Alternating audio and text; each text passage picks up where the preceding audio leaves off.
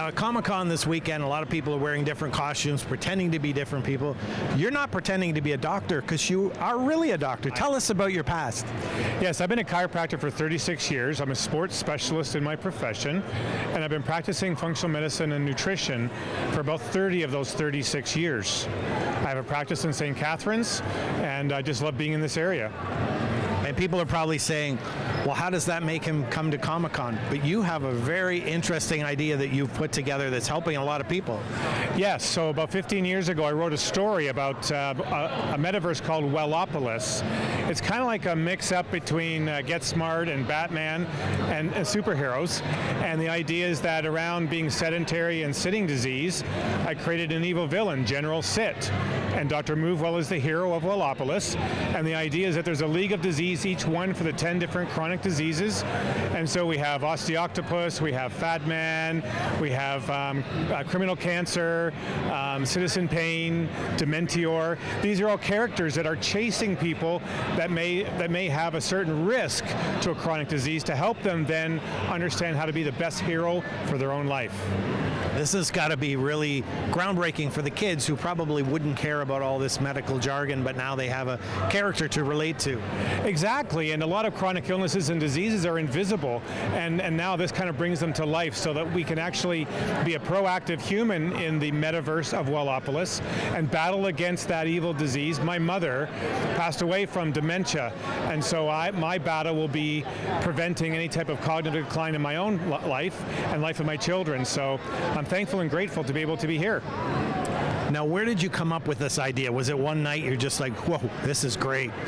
Yeah, well, I've been a Marvel fan for my entire life, and I grew up on Batman in the old days with Adam West, and so Get Smart as well. I introduced my kids to Get Smart. So it just was this idea of trying to find a way to gamify healthcare and help people see that chronic illness and disease is a real villain trying to attack them and bring them into some type of chronic disability. The last 10 years of life for the average Canadian will be lived in disability impairment, according to the Heart and Stroke. And so, to me, that was unacceptable. That's just something that's not something I would want to see. My grandfather lived his life to over 97 and was only in the hospital for 15 days. My mother was in a home for over 2,700 days. So I'm here to kind of sound the alarm and get people concerned about being their own health hero. And so the Maverick Health Hero was born. Yeah. And unfortunately, more characters come because there's so many diseases out there, but this is a great way to deal with it and get educated by not thinking you're reading something that's not interesting. Exactly, and now my other main focus is with teenagers and kids around the idea of mental health. And one of the stories that my partner, Chris Cooley, who makes the comics, had was a young boy who was nonverbal, made his own comic, and it was the first time that his mother was able to see into his life.